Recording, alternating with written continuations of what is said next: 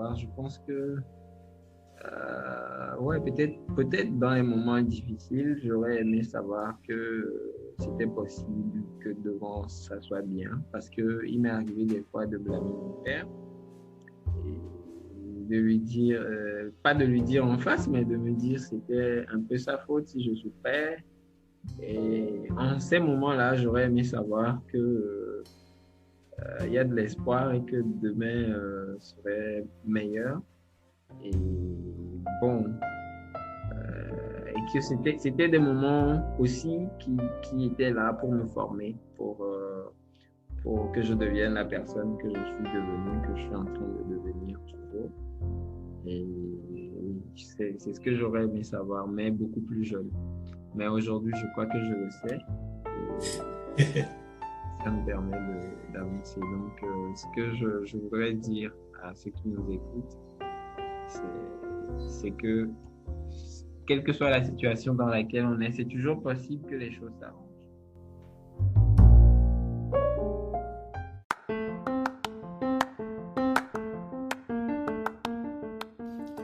Salut, toi, j'espère que tu vas bien. Ça fait un petit moment qu'on ne s'est plus parlé.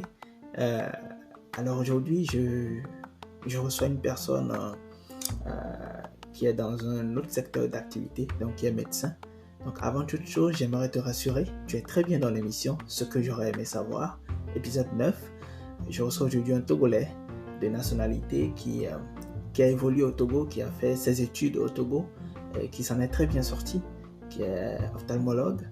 Et aujourd'hui, il nous partage non seulement des choses sur sa vie professionnelle, mais également sur sa vie privée, sur la relation qu'il a avec son père, avec son entourage, également un peu sa vie de couple, mais pas trop.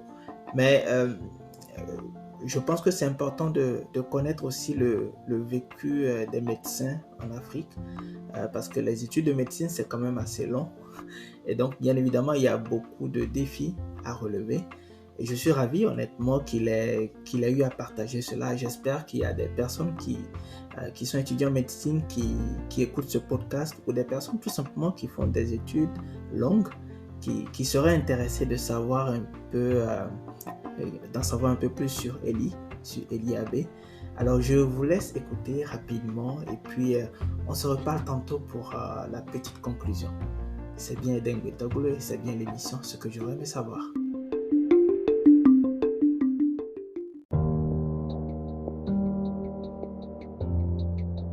Bonjour Eli, comment tu vas? Bonjour Edem, je vais super bien. D'accord, alors déjà merci pour le temps que tu m'accordes dans ce podcast. Honnêtement, ça me fait plaisir d'avoir un médecin qui va nous partager un certain nombre de choses dans l'émission. Et après avoir discuté avec toi, justement, je me rends compte qu'il y a beaucoup de choses que tu vas nous raconter.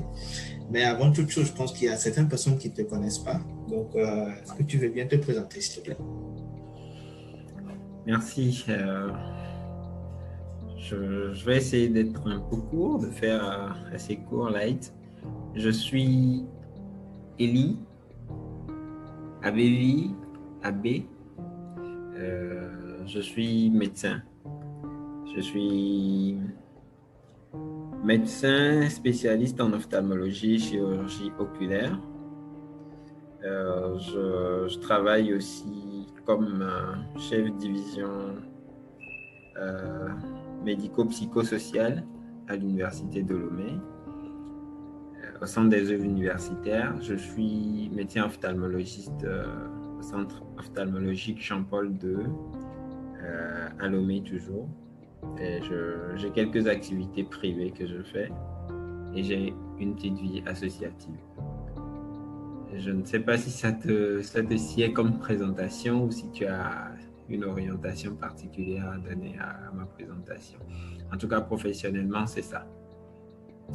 D'accord. Bah déjà, je pense qu'on a une petite idée de ce que tu fais.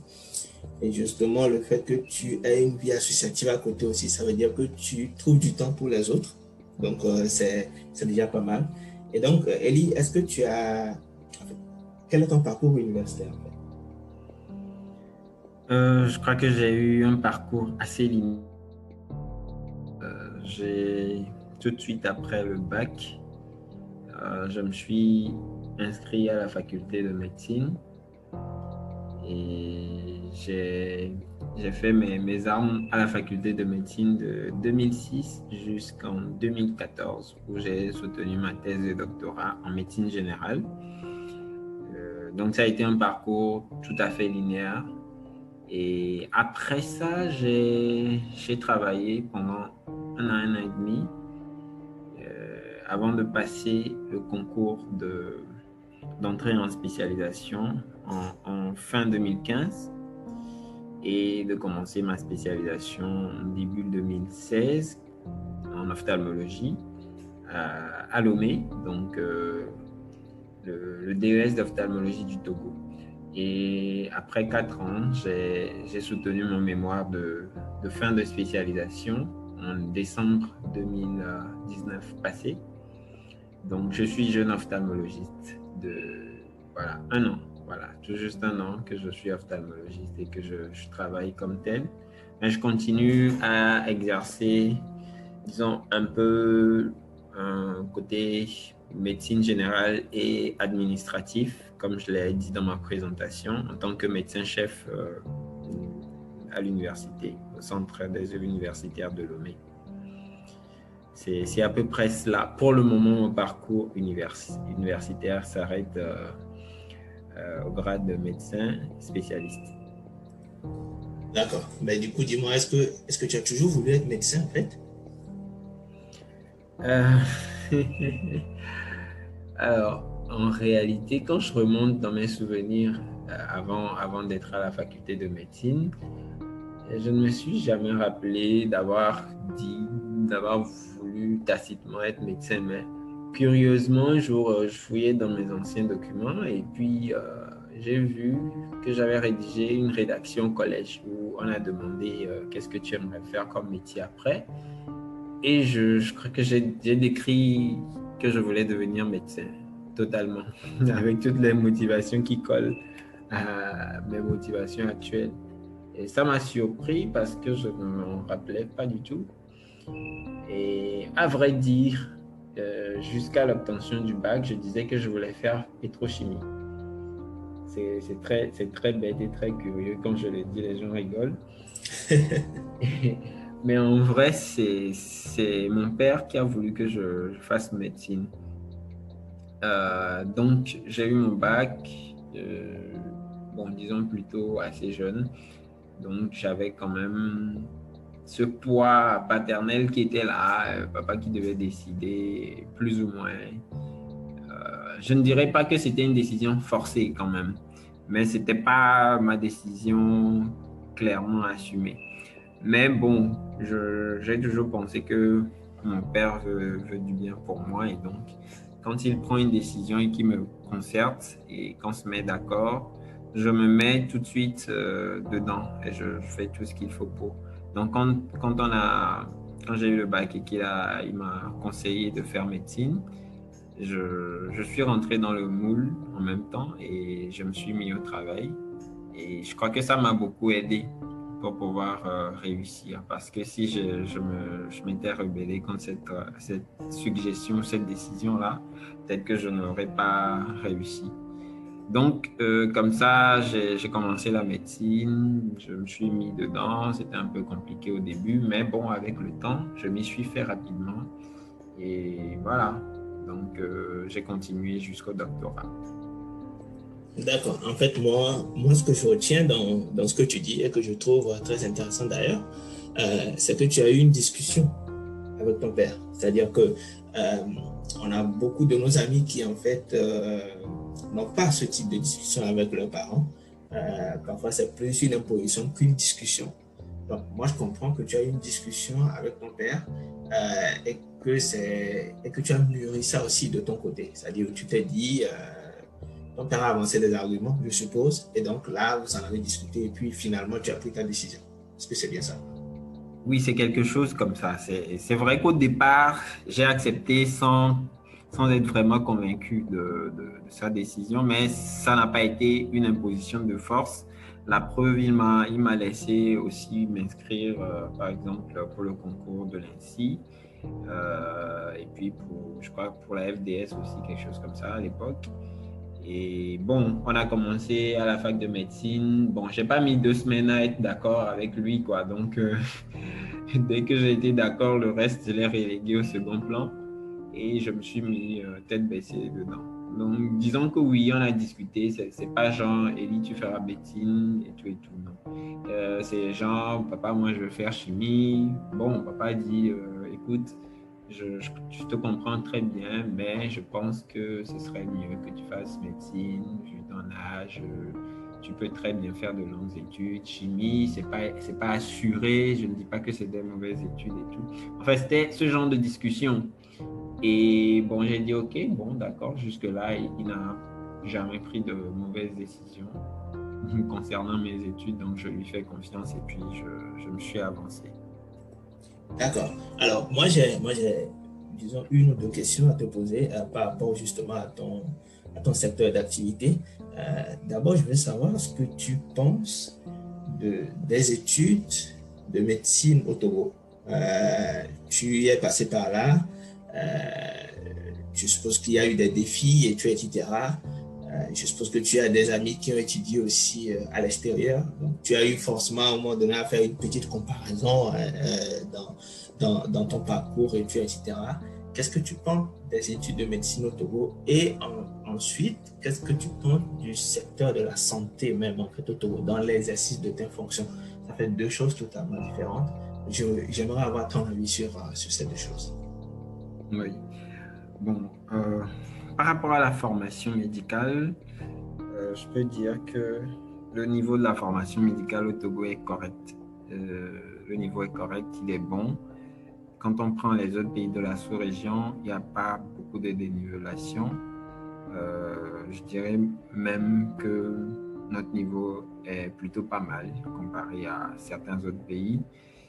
Et, bon, parce que nous avons quand même des enseignants de qualité sur le terrain qui font de leur mieux avec les moyens qu'ils ont. Et bon, je pense que souvent quand les Togolais sortent, ils ne font pas piètre figure.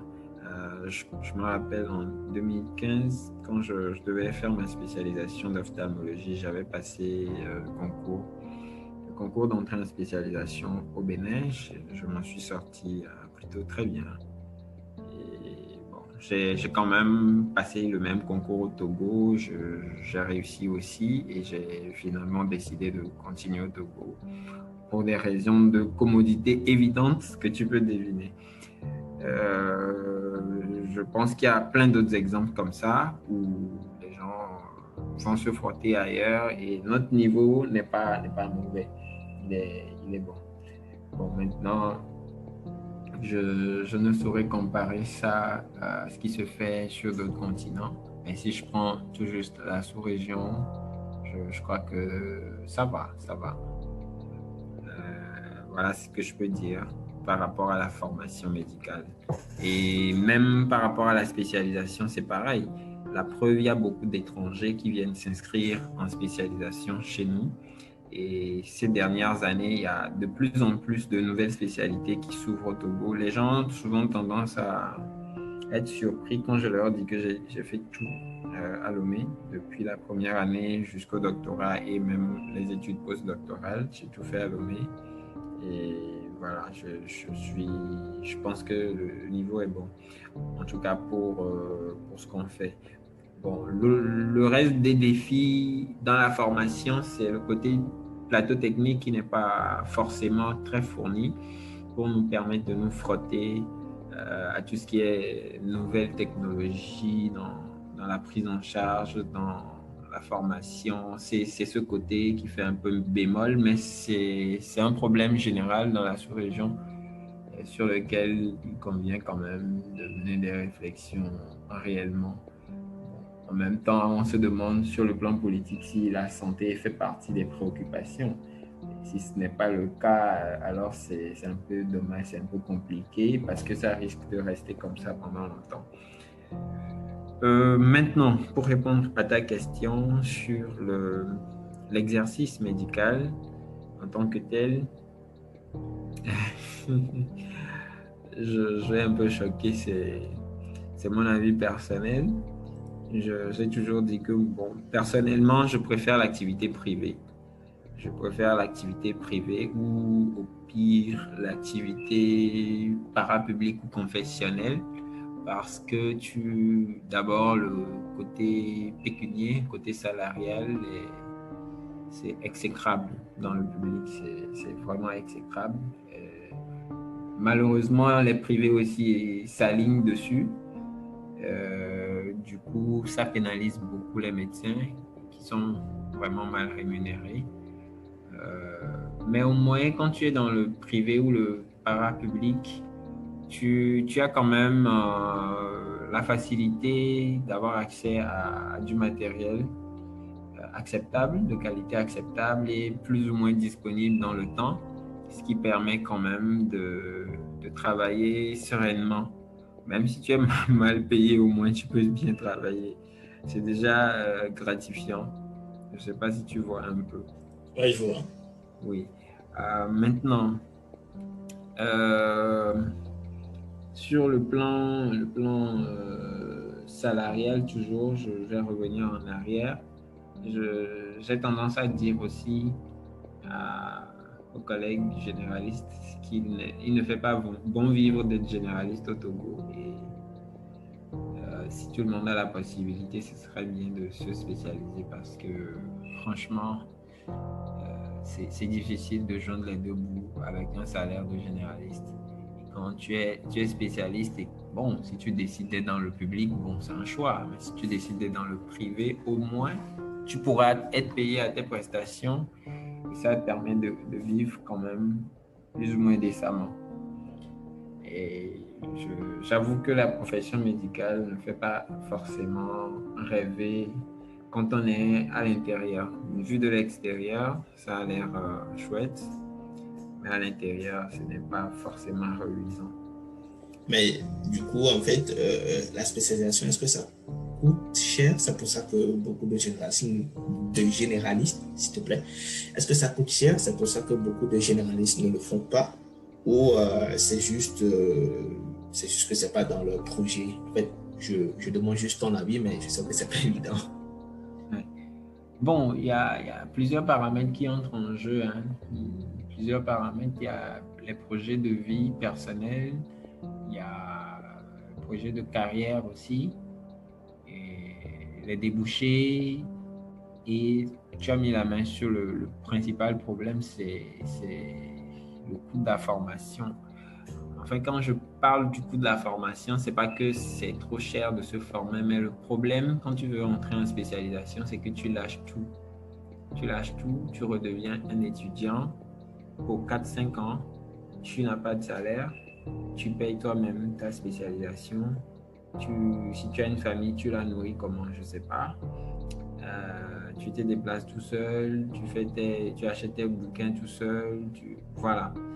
Il y a 1 an que les médecins en spécialisation se sont plus ou moins organisés pour réclamer quand même un petit quelque chose qui a été accordé à la fin de l'année, un peu comme une bourse de spécialisation. Mais je ne sais pas si ça va être pérenne. Si c'est pérenne, vraiment, ce serait une bouffée d'oxygène pour ces médecins-là. Parce que la plupart de ceux qui entrent en spécialisation le font à leur propre compte, quoi. Les frais de formation, bon, c'est pas de la mer à boire, ça va, c'est pas cadeau non plus, mais ça peut aller. Mais si c'est tout ce qui entoure, tu fais médecine, tu fais 8 ans, tu as fini, peut-être que tu as travaillé pendant 2 ans, pendant 1 an, pendant 3 ans. Tu décides de revenir en spécialisation pour plusieurs années et tu n'as plus de salaire, quoi. Et tu travailles, tu fais tes stages, tu travailles, tu consultes comme médecin pour le compte de la structure dans laquelle tu es en stage, mais tu n'as rien, tu n'as pas d'indemnité de stage, tu n'as pas de salaire ni rien. c'est ça qui complique beaucoup la tâche aux médecins. Il y a plein de gens, je dirais, si tu interroges 70% ou 80% des médecins généralistes te diront que oui, ils ont bien envie de se spécialiser. Mais où est-ce qu'ils trouvent les moyens pour subvenir à leurs besoins et à ceux de leur famille pendant tout ce temps? C'est ça la réalité qui frappe de plein fouet. Et parfois, l'autre aspect de la chose, c'est que tu veux te spécialiser, mais tu n'as pas forcément la spécialisation, la spécialité dans laquelle tu veux évoluer, tu ne l'as pas au pays. Là, tu es obligé de voyager. Tu voyages, tu dois payer. Enfin, ça relance la question. Tu vas à l'extérieur, c'est plus cher, tu payes tes loyers, tout ça. Tu as une famille derrière, c'est un peu chaud. C'est à peu près ça, les difficultés pour se spécialiser. D'accord. Bah, j'espère qu'il y a des personnes qui font partie des autorités étatiques au Togo qui peut-être nous écoutent, qui pourront peut-être aussi filer l'information, hein, parce que je pense que ça fait quand même des années qu'on parle de ce problème. Ce problème existe depuis quand même un certain bon bout de temps, franchement. Et je pense qu'il serait quand même bien d'avoir des bourses d'études. Peut-être que ça existe, mais peut-être que ça ne fonctionne pas de la bonne façon, je ne sais pas trop. Mais ce serait vraiment formidable d'avoir des bourses d'études pour ces étudiants-là, en fait. Au pire, s'ils ne peuvent pas voyager, qu'ils puissent au moins se former décemment au Togo, tout simplement. Voilà. Exactement. Ouais. Bah, tu as parlé de quelque chose d'assez intéressant, Elie. Tout à l'heure, quand tu parlais des médecins généralistes, par exemple, qui voudraient se spécialiser, tu as parlé de la carrière, du projet de vie, etc. On devient étudiant, donc quelque part, on se relance en fait dans la course, tu vois. Et moi, j'ai envie de te demander comment tu es arrivé, toi, à le faire. C'est-à-dire, comment tu as pu jongler ce parcours d'étudiant en médecine jusqu'à faire ensuite spécialiste, etc., avec ta vie de couple, par exemple, ou avec ta vie privée, je ne sais pas. J'essaie de voir comment tu as pu t'en sortir parce que je me dis, ça ne doit pas être évident pour une personne d'avoir fait 7 ans d'études, par exemple, de terminer, de se relancer dans une spécialisation, mais d'être en couple en ce moment, mais qui doit avoir quand même, en fait, qui doit être rémunéré pour son travail, mais c'est compliqué pendant la spécialisation, je ne sais pas. Comment tu es arrivé, en fait, à t'en sortir et à accumuler ça avec ta vie de couple? Est-ce que ta vie de couple a été bénéfique quelque part? Je ne sais pas. On veut bien savoir. Bon, enfin, disons que pendant mes études médicales, je n'avais pas vraiment de vie de couple. Jusqu'au doctorat, bon, peut-être jusqu'en quatrième année, je n'avais pas de vie de couple. Bon, je crois que le fait, bon, mon jeune âge aussi a un peu aidé. J'étais beaucoup dans les papiers jusqu'à un moment. Bon, après, on découvre la vie de jeune adulte, on commence à sortir avec quelqu'un, à toucher à droite et tout. Mais rien de sérieux jusqu'au doctorat. Voilà, j'ai pas eu trop d'interférences. Par contre, disons que je j'ai appris à me prendre en main assez tôt pendant le parcours. Déjà en quatrième année, je crois que je me suis indépendantisé de mon papa, enfin de la famille, du côté financier, en faisant des petits boulots à gauche et à droite, petits boulots toujours dans le domaine médical. Je donnais des TD aux étudiants de première année de médecine. J'avais un groupe de TD avec d'autres personnes qui travaillaient avec moi et on encadrait les étudiants et bon, qui payaient quand même quelque chose à la fin du mois. Et on faisait ça toute l'année à la répéter.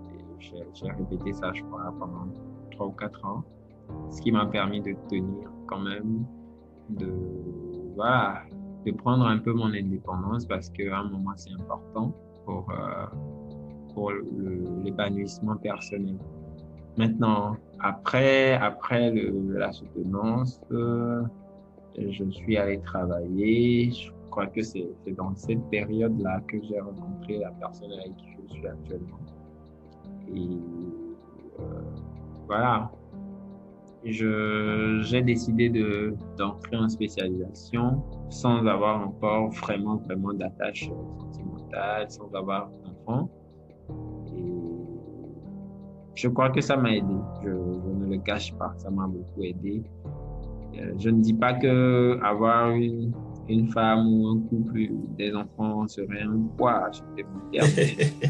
Ça facilite les choix, tu vois. C'est pas comme si tu tiens compte de tout ça quand tu fais les choix. Ça facilite les choix et disons que les choses se sont faites automatiquement avec le temps. Et dans la foulée, quand j'étais en spécialisation, l'histoire est devenue un peu plus sérieuse. On a eu un enfant. Voilà, c'est allé assez vite. Après, on s'est mariés, tout ça. Voilà. Disons que, bon, je ne suis pas le bon exemple sur ce plan-là. Je ne vais pas dire que j'ai beaucoup souffert, j'ai struggle, comme le disent les Anglais pour ma formation. Il y a des gens qui ont des histoires beaucoup plus difficiles, beaucoup plus particulières. J'ai eu beaucoup de chance dans mon parcours quand même. Moi, par exemple, eu une sorte de bourse d'études pour la spécialisation. Mais c'était une bourse privée, voilà, tu vois. Et un centre d'ophtalmologie qui a accepté de me porter. Bon, avec un contrat de 10 formations. D'ailleurs, c'est le centre avec lequel je suis actuellement. Je travaille avec eux, qui ont pris en charge une partie des frais de formation, qui m'octroyaient un petit fonds de subsistance pour gérer pendant que j'étais en formation, parce que c'est pas évident d'avoir des entrées de fonds pendant que tu fais ta formation. Donc, j'avoue que ça m'a beaucoup aidé et permis d'avancer sans trop me soucier. Et puis, ma compagne aussi travaillait. Donc, voilà. Je crois que c'était plus ou moins la voie royale pour avancer. Oui, je vois. Moi, je note quand même deux choses assez intéressantes dans ce que tu dis. C'est surtout de voir en fait un centre, du coup, dans ton domaine à toi, qui accepte d'accompagner dans ce parcours-là. Je ne sais pas trop si à Lomé, il y en a beaucoup il y a beaucoup de centres qui font ça dans leur spécialisation. C'est peut-être possible. Mais je pense que ça, par exemple, ça pourrait quelque part régler le problème, en fait, des bourses. Mais après, je me dis, c'est pas tous les centres qui vont pouvoir faire ça. Ça, c'est sûr. Non. C'est des opportunités qui ne courent pas la rue, quoi. Voilà, c'est une chance. Comme je le dis, j'ai eu beaucoup de chance. Mais bon, c'est vrai. Je crois que c'est plus un truc que les centres confessionnels font, parce que je me rappelle même le centre dans lequel j'ai travaillé. J'ai travaillé dans un service de chirurgie traumato. Et bon, je crois qu'ils ont remarqué mes habiletés chirurgicales et eux aussi m'avaient proposé de m'accompagner pour ma spécialisation en traumato. Mais c'était pas ce que je voulais faire. Dans la foulée, j'ai eu l'opportunité là avec l'autre centre qui me proposait ça et donc j'ai sauté dessus parce que c'est l'ophtalmo que je voulais faire. Voilà. D'accord, ok. En tout cas, je suis ravi que tu aies partagé cela. Je suis sûr que peut-être qu'il y a des personnes en deuxième, troisième année de médo, peut-être qui nous écoutent et qui vont se dire, ah, il y a peut-être des opportunités. Il faut peut-être que j'aille aussi chercher de mon côté, on ne sait jamais. Donc, la deuxième chose que je retiens en fait, c'est que tu as rencontré une personne qui t'a accompagné en fait dans ce processus-là. Et souvent, il y a des discours sur Twitter et sur Facebook. On revient souvent sur le fait que c'est pas toujours évident de trouver une personne qui accepte t'accompagner, etc. Surtout dans le contexte africain. Voilà, tu es étudiant en spécialisation, tu rencontres une personne qui travaille déjà. Il y a des personnes qui vont te dire, ah non, tu finis ta spécialisation, tu commences vraiment à travailler, tu gagnes tel montant avant qu'on ne commence quelque chose, par exemple, tu vois. Et il y a d'autres personnes qui vont se dire, non, moi j'ai envie qu'on continue, qu'on commence quelque chose. Ça peut donner justement un résultat intéressant, tu vois. Donc, quelque part, il y a quand même deux écoles très différentes qui s'affrontent souvent sur les réseaux sociaux. Et d'ailleurs, je suis sûr que tu lis des choses comme ça, exactement comme moi. Donc, je trouve que ton histoire est assez intéressante. Et ça montre aussi que quelque part, il y a des femmes qui sont là aussi pour accompagner les hommes dans leurs projets. C'est pas toujours évident. C'est pas toujours évident. Alors, moi, ça m'amène justement à aborder la grande question qui nous occupe aujourd'hui. Je voudrais savoir ce que tu aurais aimé savoir. Parce que tu m'as parlé du fait que tu as eu un parcours assez intéressant. Tu as toujours voulu être médecin quelque part. Tu en as discuté avec ton père, et tu, etc. Tu t'es lancé dans le process. Ça a donné ce que ça a donné aujourd'hui. Tu es médecin, ophtalmologue, si je ne me trompe pas du tout. Et donc, aujourd'hui, tu as une vie de famille, et tu, etc. Mais au-delà de ça, on a comme l'impression que tout a toujours été rose. Je ne sais pas. Mais moi, j'aimerais savoir ce que tu aurais aimé savoir. Et je suis sûr que je ne suis pas le seul à vouloir le savoir d'ailleurs. Tous ceux qui nous écoutent voudraient bien savoir. Non, je vais bientôt corriger. Hein. C'est vrai que quand je raconte mon histoire, on a comme l'impression que tu as été rose, mais non. En fait, je suis tout le temps dans une logique de gratitude envers la vie parce que effectivement, tout n'a pas été rose et tout n'est pas encore rose. J'espère qu'un jour, tout sera rose. Peut-être que ce serait ennuyeux que tout soit rose. Ouais. Mais j'aime bien ma vie comme elle est quand même. J'ai eu beaucoup de difficultés aussi. Hein. Je ne viens pas d'une famille riche, alors loin de là, loin de là. Mais je dis que je suis chanceux parce que, bon, enfin, toutes les opportunités qui se présentent à moi à chaque fois, c'est pas rien, quoi. Et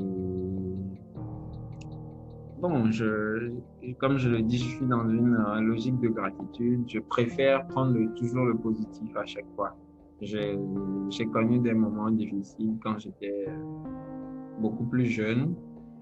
Bon, depuis un moment, ça va quand même. Depuis que j'ai pris ma vie en main, je crois que j'ai la chance de prendre des décisions qui ne sont pas trop mauvaises et qui ne m'aident pas au fond du précipice parce que c'est pas évident quand même. Et ouais, comme je le disais, quand j'étais plus jeune, j'ai quand même eu des difficultés. Je suis pas resté avec mes parents, par exemple. Dès que j'ai eu le CPD, je ne suis plus jamais resté avec mes parents pour étudier. J'ai été trimballé de famille en famille à cause de difficultés familiales du côté de mes parents. Il n'y avait pas forcément l'entente qu'il fallait pour qu'un enfant se développe bien dans un bon cadre et tout. Donc, mon père a toujours opté pour ça, pour que je sois dans des familles, tu vois, et que je puisse avancer comme cela. Parfois, c'était bien, parfois, c'était pas forcément bien. Ça n'a pas été évident. J'ai dû m'accrocher étant déjà très jeune. Je crois que ça m'a beaucoup aidé par la suite et ça m'a permis de relativiser beaucoup de choses. Même quand les choses sont difficiles, je me dis, bon, j'ai connu pire, j'avance quoi. J'avance. Est-ce qu'il y a quelque chose que j'aurais aimé savoir? Je pense que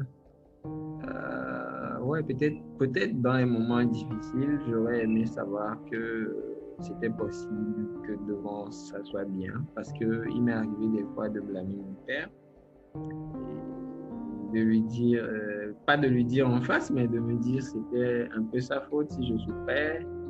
Et en ces moments-là, j'aurais aimé savoir que il y a de l'espoir et que demain serait meilleur. Et bon, et que c'était des moments aussi qui étaient là pour me former, pour que je devienne la personne que je suis devenue, que je suis en train de devenir toujours. Et c'est ce que j'aurais aimé savoir, mais beaucoup plus jeune. Mais aujourd'hui, je crois que je le sais. Et ça me permet d'avancer. Donc, ce que je voudrais dire à ceux qui nous écoutent, c'est que quelle que soit la situation dans laquelle on est, c'est toujours possible que les choses s'arrangent. Voilà. D'accord, d'accord. Donc, je vois justement en fait que tu livres une bonne partie, en fait, une partie intéressante de ta vie, justement, du fait que je pense que tu parlais des familles d'accueil, c'est ça, si je ne me trompe pas.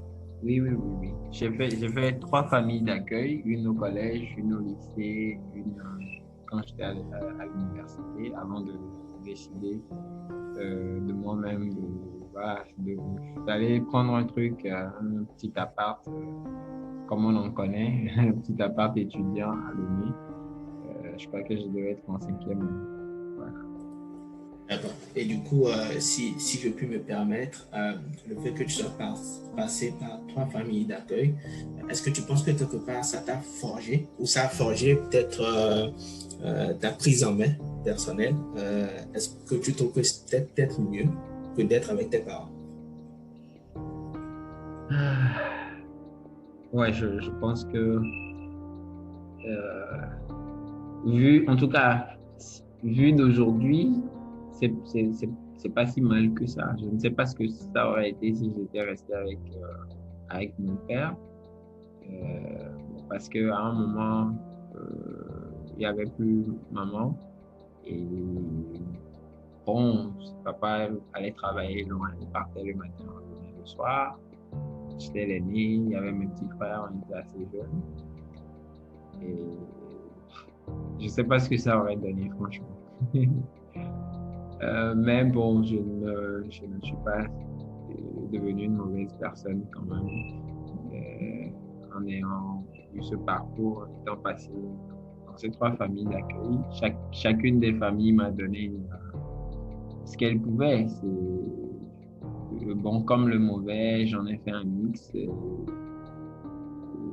Je crois que tout ça fait de moi qui je suis et me guide jusqu'à présent. Et me permet de relativiser beaucoup, beaucoup, beaucoup. Ouais. D'accord, d'accord. En tout cas, je suis ravi que tu sois la personne que tu es aujourd'hui. D'ailleurs, moi, je t'ai rencontré sur Twitter, justement, grâce à tes opinions et tes avis. Et donc, quelque part, je pense que, oui, tu as reçu justement l'éducation qu'il faut. Et tu es justement un Kubidokita comme on connaît aujourd'hui. Donc, ça fait vraiment plaisir. Et donc, là, on tend vers la fin du podcast. Et j'ai envie de te poser une dernière question, peut-être. Quels sont les conseils que tu aurais aimé donner en fait aux jeunes médecins déjà qui nous écoutent, qui sont peut-être en deuxième, troisième année de médecine, ou peut-être aux jeunes tout simplement qui nous écoutent, qui sont peut-être pas dans la médecine, par rapport à ton parcours, par rapport à ce que tu as vécu, par rapport au fait en fait, à ta vie de couple aussi. Parce qu'en fait, il y a souvent des affirmations qui... il y a des choses qu'on entend, parfois c'est un peu rigolo. Je me souviens quand j'étais à l'université, on disait un médecin doit commencer sa vie de couple avant d'avoir son doctorat, parce que lorsqu'il aura son doctorat, voilà, il y aura tellement de prétendantes qu'il aura du mal à faire un choix. Parce que toutes les femmes veulent quand même épouser un médecin. Bon, après, c'est à relativiser, bien évidemment. Donc, quelque part, j'aimerais savoir si tu as des conseils peut-être à donner en fait à tous ceux qui nous ont écoutés, qui nous écoutent, qui vont nous écouter par la suite, probablement. Ok, d'accord. Bon, je vais prendre le premier volet de ta question. Ce que je peux dire à mes jeunes confrères qui sont en médecine, c'est que la médecine, c'est quand même passionnant, surtout quand on trouve ce qu'on aime par-dessus tout comme discipline dedans. Et donc, je peux les exhorter à continuer s'ils aiment vraiment. S'ils aiment, c'est très important parce que c'est quand même une profession de sacerdoce, une profession de... bon, j'aime pas trop le mot vocation, mais bon, un peu, ouais, une profession de vocation. Donc, on se plaît plus dedans quand on aime ce qu'on fait. Et moi, personnellement, je m'éclate, comme on le dit dans le langage des jeunes, je m'éclate beaucoup en travaillant. C'est même pour ça que je me fatigue seulement que quand je rentre à la maison. Voilà, moi j'ai un ami qui a commencé la médecine, il était brillant de façon générale et il s'en sortait plutôt bien. médecine, mais arrivé en 3e année ou 4e année, il a tout plaqué, il est parti, s'est inscrit en FACEL, il a fait ça. Aujourd'hui, il a une boutique, il vend des friperies dedans et il s'est épanoui à fond dedans. Donc, c'est pour dire qu'on n'est pas obligé de faire que médecine pour réussir sa vie. Si on n'aime pas, c'est pas la peine de s'enfermer, mais si on aime, oui, il faut se donner à fond, se donner vraiment à fond pour être bon. C'est très important d'être un bon médecin, de ne pas qu'être un médecin, sinon on va traîner son épave toute sa vie. Je ne prétends pas forcément être le meilleur médecin du monde, mais j'essaie quand même de donner le meilleur de moi-même tous les jours quand je travaille pour le bien des patients, parce qu'il n'y a rien de plus gratifiant qu'un patient qui est soulagé, qui est bien soigné. Alors maintenant, pour répondre à ta deuxième question, dans ma question, c'est peut-être de façon... Enfin, sur le plan du couple, je ne sais pas. Oui, c'est ça, c'est bien ça. C'est difficile de donner un conseil de couple. Hein. Tu sais que les histoires de couple ne sont pas carrées. Ouais. Voilà, ça varie, ça va, ça vient et ça dépend des personnes en fait. Mais bon, ouais, c'est vrai que c'est pas évident de ne pas avoir assez tôt la personne avec qui on veut faire son chemin, surtout parce que les études médicales sont assez longues. Et quand on arrive vers la fin, on est quand même déjà assez âgé. Et tu vois, je disais que je n'ai pas vraiment eu de vie de couple en tant que tel jusqu'en 4e, 5e année. Pas par choix, mais parce qu'en ce moment, c'était un peu difficile de concilier tout ça et d'avoir vraiment une vie de couple épanouie. Donc, voilà, c'était des histoires par à coup et tout et tout. Donc, dans ces conditions, c'est quand même un peu difficile d'avoir quelqu'un vraiment qui accepte. Quand on est jeune, on a besoin d'attention, de temps de la part de son conjoint. Et donc, c'est pas évident. Mais bon, ce qui met aussi un coup de pression aux étudiants, c'est que souvent, dans les soutenances, il y a nos patrons qui taquinent un peu quand tu n'as personne vraiment à présenter et tout. Mais moi, je pense qu'il ne sert à rien de courir pour forcément prendre quelqu'un qui ne nous convient pas, juste pour dire qu'il faut que je fasse un choix avant de finir. Sinon, je pense que voilà. À mon avis, c'est une question de personnalité. C'est une question de personnalité. C'est ce qui te permet de faire quand même un choix plus ou moins acceptable. Je crois que tout le monde a sa conception de l'amour et des relations de couple. Mais si je veux parler de moi, mon cas, je crois que j'ai toujours privilégié le côté humain des personnes avec qui je me mets plutôt qu'autre chose. Quoi. Je crois que c'est la meilleure voie pour ne pas trop se tromper. Parce qu'on ne connaît jamais personne au fond, complètement. Mais au moins, en misant sur le côté humain de la personne, tu peux te dire, bon, voilà, au pire, voilà, je ne serai pas floué jusqu'au bout. C'est vrai qu'il y a ce mythe-là, ce rêve du médecin qui est le super-homme, qui est le gars idéal. Mais bon, les médecins ne sont que des hommes, avec tous les vices que peuvent avoir les hommes, avec tous les bons côtés. Et donc, ouais, à tout moment, on peut faire un bon choix, à tout moment. À tout moment. C'est pas faux qu'on est dans une société où le matériel joue un rôle, où le statut social joue un rôle important, mais il est du devoir de chacun de faire les choix qui sont bons pour son équilibre, quoi.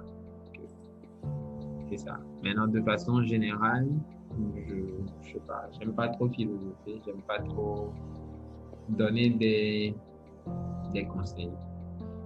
Chacun essaie de voir ce qui est bon pour son équilibre. qui le rend heureux dans la vie. Je pense qu'on est là pour être heureux parce que personne ne sait vraiment pourquoi on est sur cette terre. Hein. Enfin, si tu connais quelqu'un qui sait ou si tu sais, tu me diras bien. Mais la seule chose que je sais, c'est qu'il ne faut pas passer des années qu'on a passées ici de façon vaine. Il faut être quand même heureux. Mais heureux. Si tu veux viser le paradis, bon, vise le paradis en étant heureux. Si tu veux vivre ta vie tranquille, ta vie tranquille. D'accord. D'accord. En tout cas, merci beaucoup, Elie. Merci surtout pour les conseils. Je pense que chacun en a tiré justement quelque chose. Je retiens surtout quelque chose de très important que tu as dit, que tu privilégies le côté humain des personnes. Et je pense que quelque part, je pense que c'est même la clé en fait de la réussite des relations humaines en gros. C'est-à-dire que tant qu'on privilégie en fait le côté humain, je pense quand même qu'on résout, disons, le gros souci lié au choix des personnes. Donc, que ce soit pour l'amitié, pour les relations amoureuses ou même pour les relations professionnelles également. Parce qu'on oublie beaucoup en fait que le côté humain est très important, même dans les relations professionnelles. On se dit, bon, l'essentiel c'est juste qu'il soit un collègue compétent. Il n'y a pas que ça. Parce qu'un collègue qui n'a pas le côté humain, honnêtement, c'est compliqué. C'est très compliqué. Et donc, je pense que tu marques un point avec cette phrase-là. Et je te remercie vraiment pour le temps que tu as accordé pour cette émission, que tu as accordé pour cet épisode en particulier. Et je ne sais pas trop si tu as un dernier mot avant qu'on clôt le gros débat. Ouais, je crois que c'est un canal. Hein. À chaque fois que moi j'ai un canal, j'essaie de passer quand même un message général. C'est que si nos autorités nous écoutent, qu'ils fassent quand même de leur mieux pour que la santé soit vraiment au centre de leur préoccupation, la santé de la population. Je sais qu'il y a des efforts qui sont faits, rien n'est facile. Il n'est pas facile d'être décideur. Hein. À chaque fois que l'on a un petit pouvoir décisionnel à exercer, on peut s'en rendre compte parce que même un petit service je sais pas, moi j'ai 16 personnes qui collaborent avec moi et je vois à chaque fois que tu prends une décision, ça n'a pas l'air évident que tout le monde soit dans la même logique que toi. Donc, dans toutes ces difficultés-là, qu'ils puissent quand même faire la part belle à la santé. Parce que il faut des gens en bonne santé pour pouvoir faire développer un pays. Et souvent, dans nos pays africains, ce n'est pas forcément ça la priorité des gouvernants. Et je profite de ton canal pour encore lancer un appel, qu'on puisse se pencher vraiment, véritablement sur la santé des populations et essayer non seulement de dégager des finances, mais vraiment s'asseoir et réfléchir à comment faire pour améliorer ce secteur-là qui est un secteur capital. Je te remercie, Edem, pour ce podcast que tu as initié, qui est une très belle initiative. Et on apprend à chaque fois qu'on écoute un de tes podcasts avec tes invités que tu choisis avec très grand soin. Et je me sens honoré que tu aies porté ton choix sur une modeste personne. Voilà, merci. Merci à toi, merci à tous ceux qui nous ont écoutés. Et je pense que nous avons fait du bon travail. Comme on le dit au Québec, on a fait la bonne job, quoi. Voilà. Alors, on se dit à tantôt.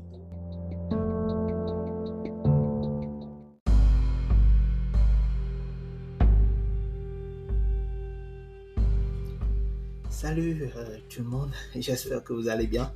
Alors j'espère que tu as aimé tout ce que tu as écouté tantôt avec Elie. Elie nous partage quand même des choses intéressantes. Pourquoi je dis intéressantes? Parce que ça m'a permis de découvrir aussi, disons, la médecine en fait, les difficultés par lesquelles passent les étudiants de médecine au Togo. J'en savais un peu, mais j'en savais pas tant. Et donc, ce que je retiens de très important, c'est que la médecine au Togo, surtout si tu décides de faire la spécialisation, euh, il faut t'armer de courage. Il faut t'armer de courage. Il faut avoir les moyens financiers aussi. On en parle peut-être peu, mais c'est important d'avoir les moyens financiers ou sinon d'avoir une bourse. Je ne sais pas s'il y a beaucoup de cabinets ou peut-être de centres hospitaliers qui offrent des bourses aux étudiants à Lomé. Peut-être en mode, voilà, tu te fais former et nous, on paie ta formation, mais tu travailles pour nous. Voilà. Euh, je sais que dans d'autres domaines, ça se fait. Par exemple, en France, je sais que ça se fait beaucoup quand même dans d'autres domaines, un peu comme ce qui se passe avec l'alternance, où justement tu travailles pour une entreprise donnée pendant un an, c'est l'entreprise qui paie ta scolarité. Tu vois, c'est tripartite, étudiant, entreprise et institution étatique. Donc, peut-être qu'il faudrait ce genre de programme en fait aussi au Togo, surtout dans les pays africains où on sait que les études dans certains domaines d'activité ont des coûts élevés, par exemple. Donc, ça pourrait être intéressant. Je pense aussi que Ellie nous parle de quelque chose d'assez important, c'est de savoir quand se poser aussi en couple. C'est vrai qu'on en parle peut-être pas beaucoup parlant des médecins, mais je suis sûr que beaucoup de gens ont suivi des soutenances de médecine où justement on entendait le président du jury dire à la fin dans ton document tu n'as pas mentionné que tu as une fiancée par exemple, ou dans ton document tu as mentionné que tu as une fiancée, etc. C'est-à-dire on attire toujours ton attention là-dessus comme si c'était un accomplissement. Donc, je pense que c'est très relatif. Il faut que chacun puisse trouver son équilibre, mais surtout trouver une personne qui puisse t'accompagner en fait dans ce cheminement, si tu m'écoutes. Parce que c'est important. Il ne faut pas juste se lancer pour se lancer, mais il faut prendre le temps. Il faut prendre le temps d'étudier la personne, de savoir vraiment que cette personne veut t'accompagner dans ce processus. Parce que, comme l'a dit Ellie, lorsque tu fais ta spécialisation, tu es toujours étudiant en quelque sorte en fait, donc c'est pas évident si tu veux vivre seul, payer ton loyer, tu vois, etc. Je pense quand même que c'est assez compliqué si tu vis déjà avec quelqu'un ou avec quelqu'une et que tu ne travailles pas. Alors, je préfère préciser rapidement, lorsque je parle des étudiants en médecine, je parle également des femmes qui étudient la médecine. Donc j'utilise le masculin pour justement aller pour mieux englober tout le monde, d'accord. Ensuite, ce qu'il faut retenir aussi, c'est la relation avec son père. Je sais que beaucoup de parents, pas seulement en Afrique, disent à leurs enfants, étudie la médecine, il faut que tu deviennes médecin, parce qu'on se dit que c'est plus stable, tu vois. Et là, on est plus tranquille, on se dit qu'on sécurise un peu l'avenir de son enfant. Je connais beaucoup d'amis à qui les parents ont dit ça, bien évidemment. Donc, je pense que c'est important de pouvoir discuter de votre projet professionnel aussi avec vos parents et de faire comprendre à vos parents vos choix. C'est important, vos choix. Ça reste vos choix et il ne faut pas que ça soit comme une imposition, d'accord? Le salaire du médecin en Afrique ou dans les pays africains, ça c'est un autre débat. Moi je ne maîtrise pas du tout ça c'est vrai, mais je me rends compte lorsqu'il y en parle, je me demande si finalement le médecin spécialiste est mieux loti que le médecin généraliste au Togo ou dans les pays africains. Ça c'est une question qu'il faut se poser, alors que devenir spécialiste a un prix. Donc, si tu n'as pas de bourse, c'est pas évident. C'est quand même un dilemme. Je m'en rends compte. Faut-il forcément travailler dans le privé et cumuler 2 postes, par exemple, lorsqu'on est médecin dans les pays africains? Ou la question, est-ce qu'elle est vite répondue? Je pense que ça dépend, c'est très relatif. Je connais beaucoup de médecins, justement, qui sont à la fois dans le public et dans le privé. Parce que, justement, dans le privé, on paie mieux. Et donc, j'espère qu'il y a des personnes qui justement ont des postes dans des institutions politiques, publiques en Afrique qui nous écoutent au Togo et qui pourraient peut-être faire quelque chose dans ce sens-là, parce que quand on voit un peu tout ce qui s'est passé avec la Covid, je pense quand même que les médecins méritent quand même d'avoir un bon salaire, d'avoir un bon niveau de vie. C'est très important. Et pour finir, ce que je retiens de très important, c'est vraiment le projet de vie de Eli. Comment est-ce qu'il a évolué, comment est-ce qu'il a pu surmonter ses difficultés personnelles, justement le fait qu'il a été dans des familles d'accueil. Je ne peux pas imaginer ce par quoi il est passé, parce que je ne suis jamais passé par là. Et j'imagine qu'il y a des personnes peut-être qui nous écoutent, qui sont passées par là également. Et je parlais récemment de l'importance de prendre des distances de la vie de couple des parents. Je pense que dans l'épisode 8, Edwige Messan en a parlé, que c'est quelque chose qui l'a affecté. Donc, je pense que les parents de Eli voulaient peut-être que leur enfant ne soit pas complice de ce qui s'est passé en fait dans leur vie de couple. Certes, il a été affecté d'une manière ou d'une autre, mais il a pu justement rebondir. Après, c'est clair que tout ce qu'on vit en fait lorsqu'on est enfant a un impact sur nous sur le long terme, dans la conception de notre vie de couple, de comment on essaie d'éduquer aussi nos enfants et ainsi de suite. Donc, je retiens quand même que Eli a pu tirer son épingle du jeu et je suis certain justement qu'il est en train de faire un bon père. Voilà. Alors, j'espère que tout ce qui a été dit dans ce podcast ou dans cet épisode en particulier t'a été utile. Il faut retenir quelque chose de très important, c'est que tout ce que nous vivons de difficile ou nos difficultés, nous pouvons les surmonter. Je ne dis pas que c'est facile, mais nous pouvons les surmonter. S'il faut en parler pour les surmonter, il faut le faire. Il faut surtout aussi trouver une personne, en fait, un partenaire de vie qui comprenne ça. Et on revient sur l'importance de pouvoir partager son histoire avec le ou la partenaire de vie. Alors, je vous laisse ici avec ces petites questions sur le projet de vie. Je suis sûr que tout ça, ça vous pousse un peu à vous interroger. Et voilà. Alors, il y a quelque chose que j'aimerais ajouter rapidement, quelque chose de fondamental. N'oublie pas quelque chose. La vie a un début et une fin. L'important, c'est ce que tu en fais.